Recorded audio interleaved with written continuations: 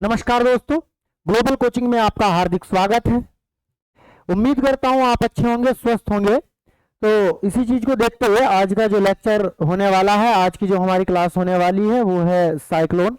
Cyclone के बारे में जानेंगे कि साइक्लोन क्या होता है, इसकी प्रक्रिया को देखेंगे और इसके प्रभाव को देखेंगे कि ये क्या है।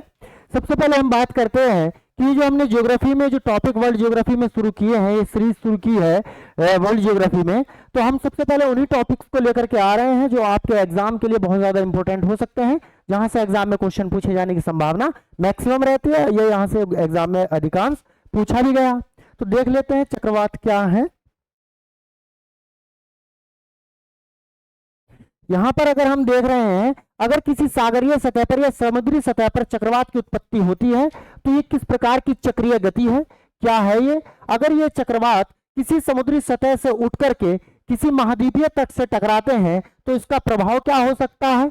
अगर कहीं चक्रवात की उत्पत्ति होती है तो चक्रवात की प्रक्रिया में तेज गति से आंधियां चलती हैं, तीव्र गति से वर्षा होती है, और जब किसी महाद्वीपीय तटों से टकराते हैं तो बहुत ही हानि या हानिकारक प्रभाव इसका देखने को मिल सकता है, जैसा कि आप यहाँ पर इमेज में भी देख रहे हैं। तो शुरू करते हैं, इसकी प्रक्रिया को देखते हैं कि क्या है ये।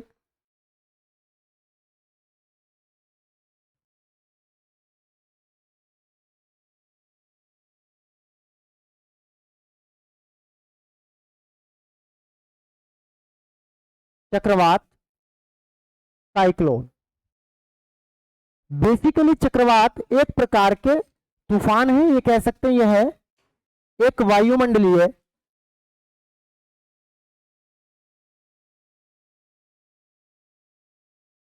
वायुमंडलीय तूफान है। इसे वायुमंडलीय विक्षोभ की संज्ञा भी दी जाती है, यानी इन्हीं चक्रवात को वायुमंडलीय डिस्टरबेंस भी कहा जाता है। वायुमंडलीय विक्षोभ भी कहा जाता है। अगर हम इसकी एक डेफिनेशन की बात करते हैं तो इसकी क्या डेफिनेशन हो सकती है, उस पर भी एक नजर डाल लेते हैं। चक्रवात यह पवनों का एक परिवर्तनशील एवं अस्थिर चक्र होता है। अस्थिर चक्र होता है जिसके केंद्र में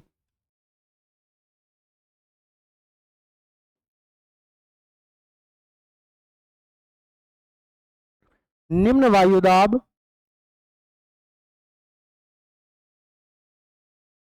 और बाहर की ओर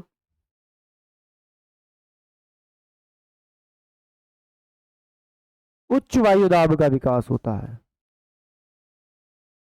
क्या होता है भाई, हाई प्रेशर की उत्पत्ति होती है बाहर की ओर, और केंद्र में क्या होता है, निम्न वायुदाब की उत्पत्ति होती है।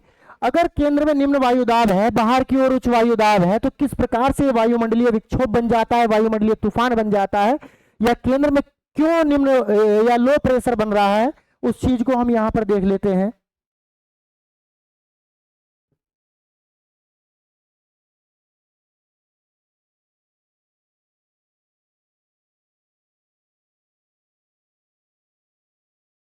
यहां पर अगर लो प्रेशर क्रिएट हो रहा है, ये मान के चलिएगा यहाँ 1020 है, यहाँ 1040 है, यहाँ पर कुछ इस प्रकार से हो सकता है, यानी बाहर की ओर हाई प्रेशर क्रिएट हो रहा।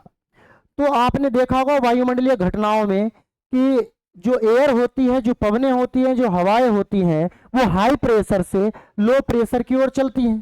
कैसे चलती हैं भाई, हाई प्रेशर से लो प्रेशर की ओर चलती हैं। यदि यह स्थिति उत्तरी गोलार्ध में बन रही है, यदि यह स्थिति उत्तरी गोलार्ध में बन रही है, तो इसमें पवनों की दिशा कैसी होगी, उस पर भी देख लेते हैं। यहां से क्वेश्चन पूछा जाता है कि चक्रवात की प्रक्रिया में उत्तरी गोलार्ध में पवनों की दिशा क्या होती है। तो पवनों की दिशा उत्तरी गोलार्ध में एंटी क्लॉकवाइज होती है। कैसी होती है भाई, एंटी क्लॉकवाइज होती है। इसी को हिंदी में कहते हैं वामावर्त। मूल रूप से घड़ी की सुइयों के विपरीत दिशा में इन पवनों की दिशा होती है।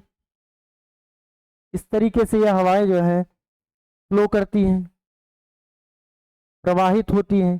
कहने का मतलब ये है हवाएं हाई प्रेशर से लो प्रेशर की ओर चलती हैं, और जब हवाएं हाई प्रेशर से लो प्रेशर की ओर चलती हैं और यहां पर आप देख रहे हैं कि यहां पर लो प्रेशर क्रिएट हो रहा है, तो इसका मतलब यह है कि इसके केंद्र में टेम्परेचर हाई है। जब कहीं पर टेम्परेचर हाई होगा या तापमान में अधिकता होगी तो वहां पर वायु क्या हो जाएगी, विरल हो जाएगी, और जहां पर वायु विरल हो जाएगी तो प्रसारित होने लगेगी, यानी उनका वायु का क्या होगा, अपसरण होगा, तो उस क्षेत्र में हवाएं हट जाएगी तो वहां पर लो प्रेशर की उत्पत्ति होगी। यही घटना अगर हम दक्षिणी गोलार्ध में देखते हैं तो किस प्रकार से पवनों की दिशा रहती है, उस चीज को एक बार देख लेते हैं।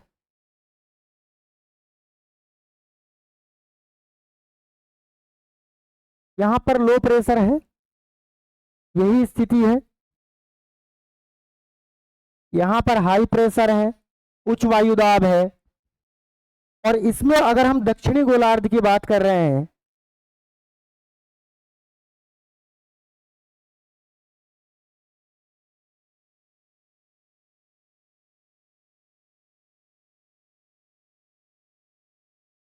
दक्षिणी गोलार्ध की बात कर रहे हैं, तो इसमें पवनों की दिशा जो रहने वाली है वो क्लॉकवाइज डायरेक्शन में रहने वाली है। कह सकते हैं इसको हिंदी में दक्षिणावर्त कहते हैं, यानी घड़ी की सुइयों की समान दिशा में, जिस दिशा में घड़ी की सुइयां रोटेट करती हैं। ओके, इसमें पवनों की दिशा की अगर हम बात कर रहे हैं तो इसमें पवनों की दिशा घड़ी की सुइयों के समान स्थिति में होती है, इस तरीके से होती है। यहां पर हाई प्रेशर क्रिएट होता है और यहां पर लो प्रेशर क्रिएट होता है। अगर हम बात करते हैं कि यहां पर जो है उत्तरी गोलार्ध में इनकी दिशा एंटी क्लॉकवाइज वामावर्त घड़ी की सुइयों के विपरीत, और यहां पर जो है दक्षिणी गोलार्ध की अगर हम स्थिति की बात करें तो यहां पर चक्रवात में पवनों की दिशा क्या होती है, क्लॉकवाइज डायरेक्शन में होती है। केंद्र में लो प्रेशर और बाहर की ओर उच्च वायुदाब। मुख्यतः यहां पर ये बात हमने डिस्कस करी है, जो एक सार निकल करके आया है कि अगर हम चक्रवात की स्थिति को देख रहे हैं तो चक्रवातीय स्थिति के केंद्र में जहां पर वायुमंडलीय विक्षोभ की स्थिति होती है तो वहां पर जो है केंद्र में निम्न वायुदाब होता है और तापमान अधिक होता है।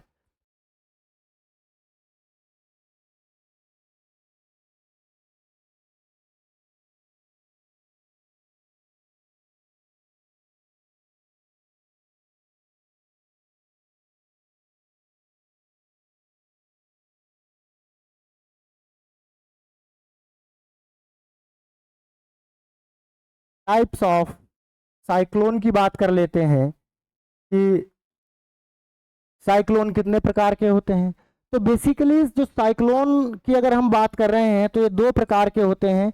एक वो चक्रवात जो उष्णकटिबंधीय क्षेत्रों में आते हैं, इसका मतलब ये हुआ कि वह चक्रवात जो उष्णकटिबंधीय क्षेत्रों में, कहने का मतलब कर्क रेखा या मकर रेखा के निकट आते हैं, और दूसरे चक्रवात की बात करते हैं शीतोष्ण कटिबंधीय चक्रवात। तो नंबर 1 ट्रॉपिकल साइक्लोन, उष्णकटिबंधीय चक्रवात।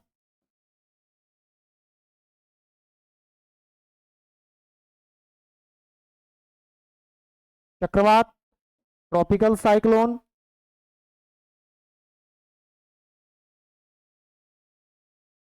शीतोष्ण कटिबंधीय चक्रवात।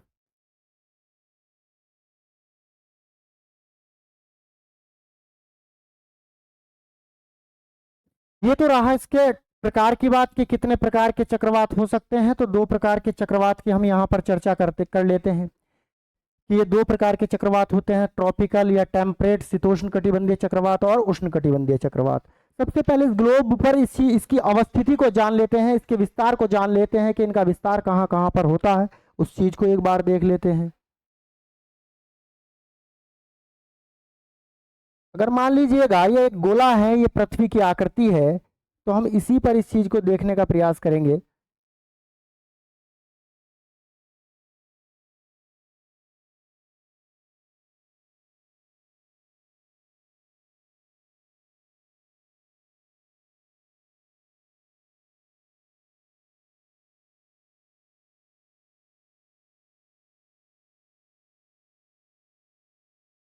इसको देख लेते हैं एक बार।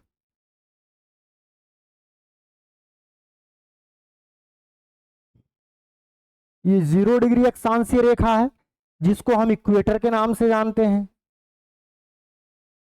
यानी भूमध्य रेखा या विषुवत रेखा। ठीक, यहां से अगर हम देखते हैं, ये मान के चलिए 5 डिग्री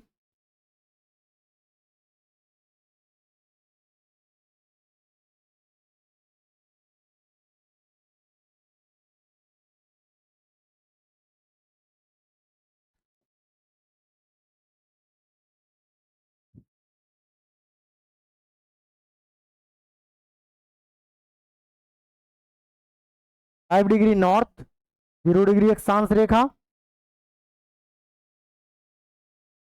और 5 डिग्री साउथ। अगर हम यहां पर बात करें उष्णकटिबंधीय चक्रवातों की, तो उष्णकटिबंधीय चक्रवातों का विस्तार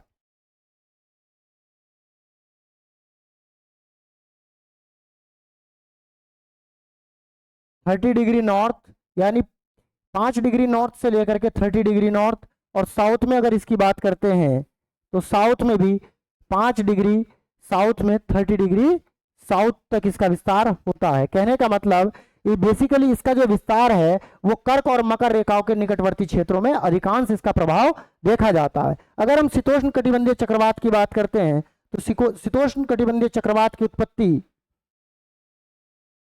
मध्य अक्षांशों में,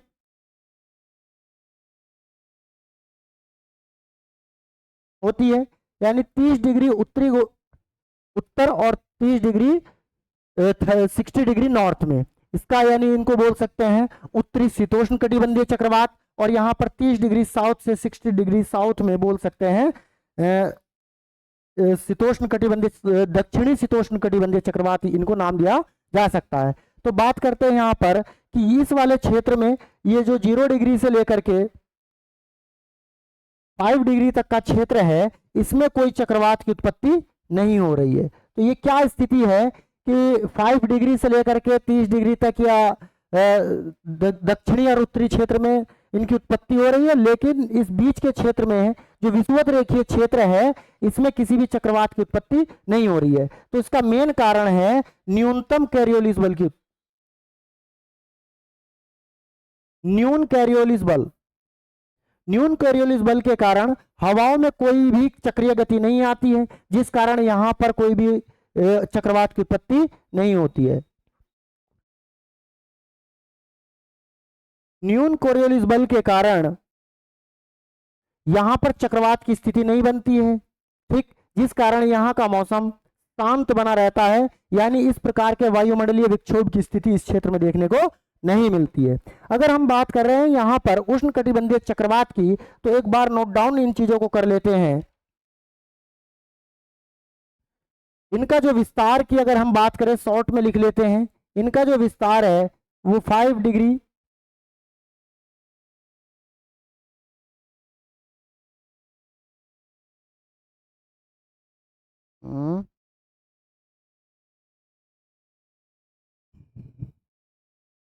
डिग्री से लेकर के 30 डिग्री नॉर्थ और साउथ दोनों गोलार्धों में इनका विस्तार पाया जाता है। ठीक है, क्लियर। अगर हम इनके दिशा की बात करते हैं, दिशा की बात कर रहे हैं, तो उत्तरी गोलार्ध में इनकी दिशा हमने वहां पर डिस्कस की थी, एक बार और लिख देते हैं। उत्तरी गोलार्ध में इनकी दिशा वामावर्त होती है। क्लियर, इनकी दिशा कैसी होती है भाई? वामावर्त होती है। अब उत्तरी गोलार्ध में हम इनको डिस्कस कर रहे हैं, पेज चेंज कर लेते हैं यहां पर, पेज चेंज।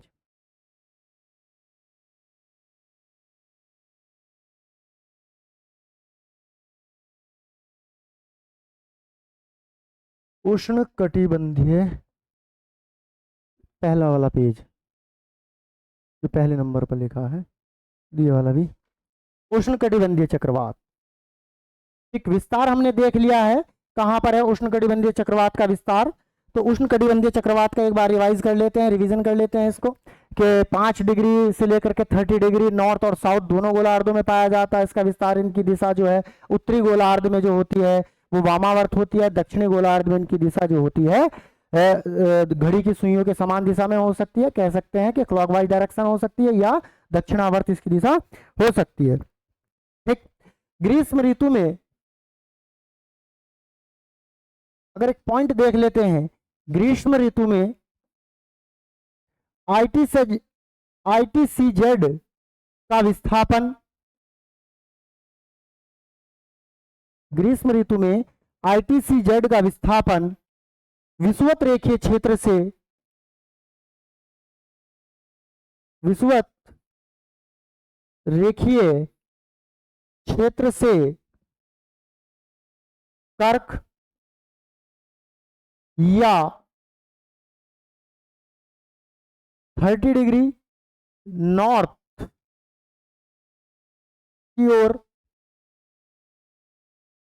विस्थापित होता है, विस्थापित होता है। यानी ग्रीष्म ऋतु में ITCZ का विस्थापन विषुवत रेखीय क्षेत्र से कर्क रेखा की ओर होता है। क्लियर है? यहां पर यह बात क्लियर हो रही है। अब ये जो ITCZ का विस्थापन उत्तरी गोलार्ध में कर्क रेखा के निकट हो रहा है, तो वहां पर कौन कौन सी कंडीशंस बनेगी? तो सबसे पहली बात तो टेम्परेचर में वृद्धि हो जाएगी, टेम्परेचर बढ़ जाएगा उस क्षेत्र का, और उस क्षेत्र का जब टेम्परेचर बढ़ जाएगा तो वायु का क्या होगा? आरोहण होगा। वायु का आरोहण, वायु का आरोहण होगा। आरोहण के साथ साथ वायु का अभिसरण होगा, और अभिसरण के कारण जब किसी क्षेत्र का टेम्परेचर बढ़ेगा तो उसके केंद्र में निम्न वायुदाब की उत्पत्ति होती है, और निम्न वायुदाब अगर केंद्र में होगा तो बाहर की ओर से उच्च वायुदाब की ओर से जो हवाएं हाई प्रेशर से लो प्रेशर की ओर चलती हैं, तो वो विभिन्न स्वभाव वाली जो वायु हैं या पवनें हैं जो जिनकी प्रकृति इनसे अलग होती है, तो वो लो प्रेशर की ओर प्रवाहित होती है। और जब ये पवनें लो प्रेशर की ओर प्रवाहित होंगी तो क्या होगा? ट्रॉपिकल साइक्लोन की उत्पत्ति होगी, उष्णकटिबंधीय चक्रवात की उत्पत्ति होती है। क्लियर? यहाँ पर ये बात आप समझ गए होंगे, आई होप। तो यहाँ पर ITCZ का क्या प्रभाव है? टेम्परेचर में वृद्धि हो रही है, वायु का आरोहण और अभिसरण हो रहा है, इन चीजों को समझेंगे, और ट्रॉपिकल साइक्लोन की जिसके कारण के यहाँ पर उत्पत्ति हो रही है। ठीक, क्लियर है यहाँ तक सबको? आई होप कि ये चीजें आप लोग समझ गए होंगे। अगर हम उष्णकटिबंधीय चक्रवात की स्ट्रक्चर की बात करते हैं कि उष्णकटिबंधीय चक्रवात की क्या संरचना हो सकती है, तो उस पर भी एक बार देख लेते हैं। यहां से कई बार क्वेश्चन पूछा जा चुका है, tropical structure of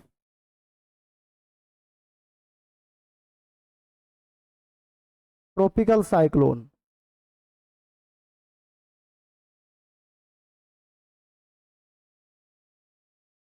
structure of tropical cyclone. तो जो इसका केंद्रीय भाग होता है उसे कहा जाता आई।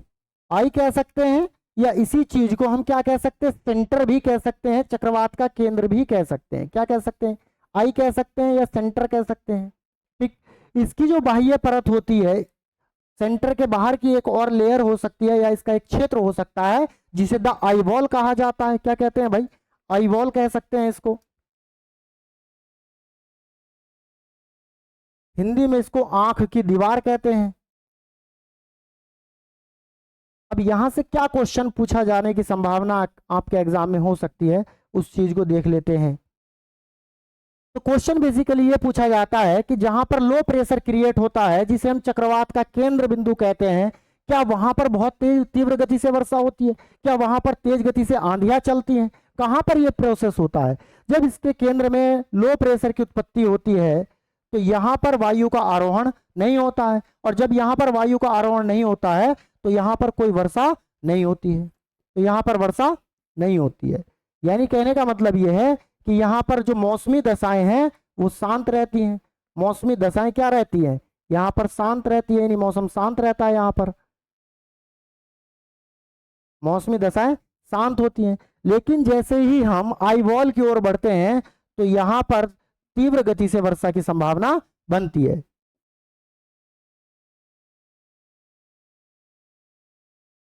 तीव्र गति से क्या होती है? यहां पर वर्षा होती है। इसका एक और बाहर का क्षेत्र और होता है जहां पर भी वर्षा होती है। जब यही चक्रवात समुद्रीय सतह से उठ करके, जब यही चक्रवात समुद्री सतह से उठ करके किसी महाद्वीपीय तट से टकराता है तो कमजोर पड़ता है, और जब ये समुद्री तट को पार करके किसी जमीनी स्तर पर या स्थलखंड पर पहुंचता है तो उस स्थान को कहा जाता है साइक्लोन लैंडफॉल, यानी चक्रवात का लैंडफॉल। और वहां पर चक्रवात क्या हो जाता है, उसका विनाश हो जाता है, यानी चक्रवात क्षीण हो जाता है। चक्रवात, कोई भी चक्रवात सागरीय सतह से उठकर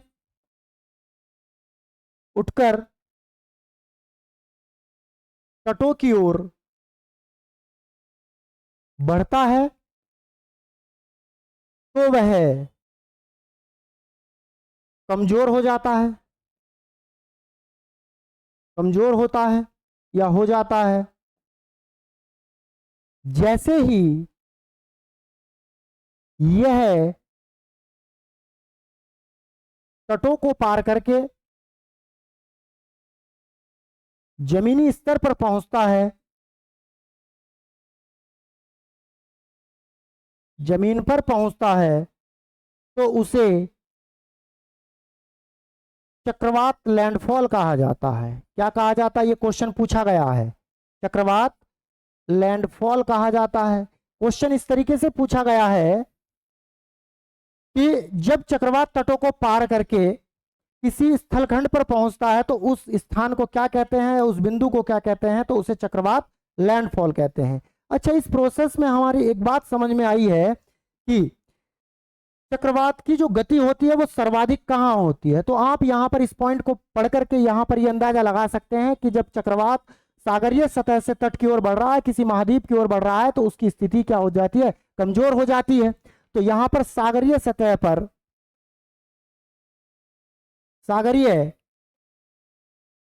पर गति सर्वाधिक होती है। कैसी होती है भाई, सागरीय सतह पर इसकी गति सर्वाधिक होती है, लेकिन जैसे तटों की ओर बढ़ता है तो ये कमजोर होता जाता है। ठीक है,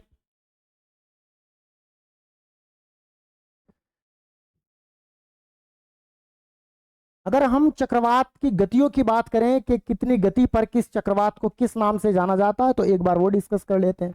यदि किसी चक्रवात की गति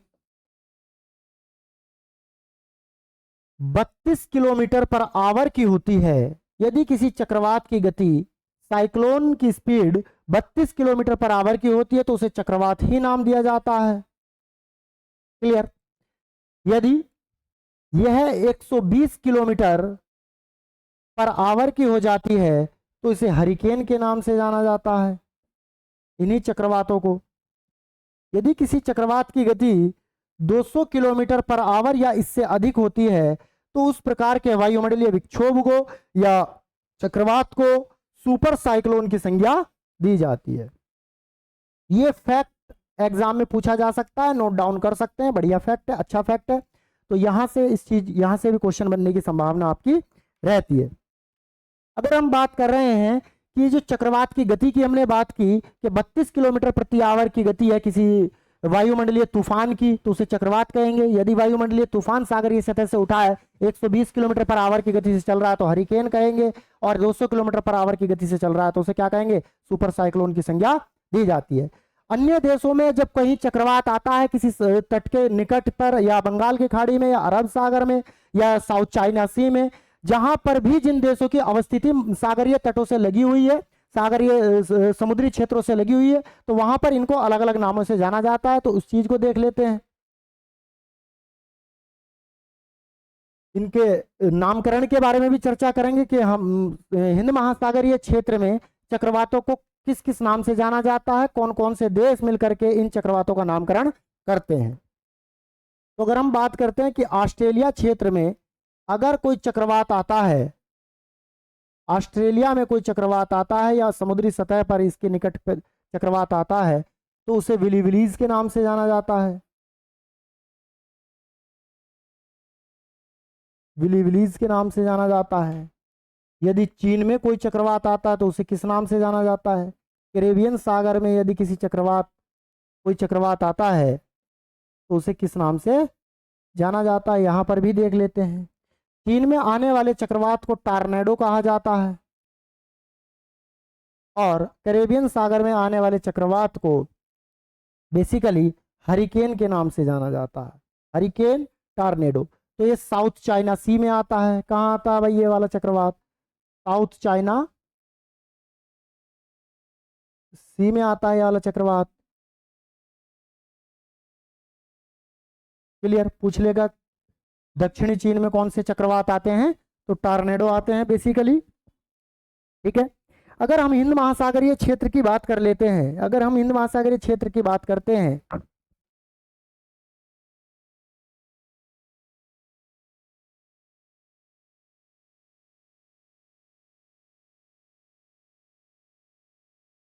क्षेत्र की बात कर रहे हैं, तो हिंद महासागरीय क्षेत्र में इनका नामकरण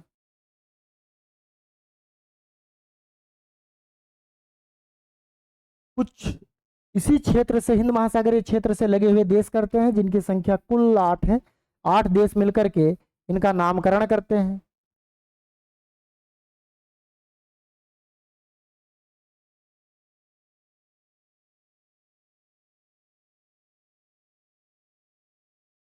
ये ट्रिक ही समझ लीजिएगा, BBMMPSTU, इन्हीं के नाम पर इसी जो टर्म्स लिखे हैं, सॉरी लेटर्स लिखे हैं, इन्हीं के नाम पर उन देशों का नाम है। भारत,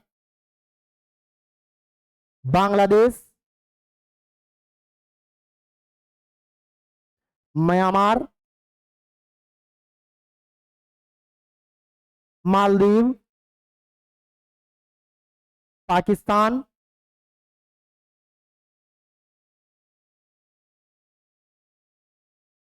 श्रीलंका, थाईलैंड और ओमान। हिंद महासागरीय क्षेत्र में जो भी चक्रवात, अरब सागर या बंगाल की खाड़ी में जो भी चक्रवातों की उत्पत्ति होती है, यानी उष्णकटिबंधीय चक्रवातों की उत्पत्ति होती है, तो उनका जो नामकरण होता है वो इन्हीं देशों के द्वारा किया जाता है। भारत के द्वारा बेसिकली बहुत सारे चक्रवातों का नामकरण किया गया है। अगर हम इसके नामकरण की बात करते हैं तो अगले लेक्चर में मैं लेकर के आऊंगा टेम्परेट साइक्लोन या शीतोष्ण कटिबंधीय चक्रवात, तो हम उसकी चर्चा वहां पर करेंगे। अभी हाल ही में कौन कौन से चक्रवात 2023 में आए हैं, उनका प्रभाव कहां कहां पर देखा गया है, उसकी भी एक बार चर्चा कर लेते हैं। एक चक्रवात अभी हाल ही में आया है, मिचोंग 2023 में आया है। मिचोंग चक्रवात या वायुमंडलीय तूफान भी इसको कह सकते हैं, मिचोंग चक्रवात। यह चक्रवात का नामकरण म्यांमार के द्वारा किया गया है।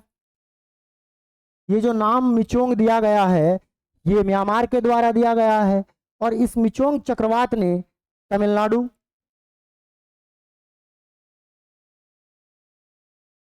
के कुछ तटीय क्षेत्रों में और आंध्र प्रदेश के तटीय क्षेत्रों में भारी तबाही मचाई है। उसके बाद एक चक्रवात और आया जिसको बोलते हैं रैमल, रैमल चक्रवात। रैमल चक्रवात, रैमल चक्रवात का जो हानिकारक प्रभाव देखा जा सकता है वो बांग्लादेश और कलकत्ता वाले क्षेत्र को इसने प्रभावित किया। तो हमने इसमें आज का जो लेक्चर रहा है उसमें हमने क्या समझा है कि चक्रवात क्या होते हैं, उसकी प्रक्रिया को समझा है, कितने प्रकार के हो सकते हैं, इनके विस्तार की बात करी है कि पृथ्वी पर या हमारे जो अक्षांशीय विस्तार इसका देखा हमने कि कहां कहां पर। अच्छा, पवनीय जो दिशा है, पवनों की जो दिशा होती है चक्रवात की प्रक्रिया में, उनकी क्या दिशा हो सकती है, उत्तरी गोलार्ध में क्या दिशा हो सकती है, दक्षिणी गोलार्ध में क्या दिशा हो सकती है, इस चीज को समझा है हमने। और इनके कुछ नामकरण की बात करी है। और ये वाले जो चक्रवात है, मिचोंग चक्रवात, रैमल चक्रवात, अभी 2023 में आए और इन्होंने बंगाल की खाड़ी में आए हैं और भारतीय तटों को प्रभावित किया है। अगर हम बात कर रहे हैं, एक और लास्ट में देख लेते हैं कि इनका आकार की अगर हम बात करें कि इनका आकार कैसा होता है, तो इनके आकार चक्रवात के पूछ लेता है कि चक्रवात का आकार कैसा होता है। तो चक्रवात जो होता है इसका गोलाकार, सॉरी अंडाकार, अंडाकार या वी शेप्ड हो सकता है। कैसा हो सकता है? वी शेप्ड हो सकता है। इस चीज को हम ऐसे देख सकते हैं, अगर किसी भी चक्रवात की उत्पत्ति होती है तो इस रूप में होती है।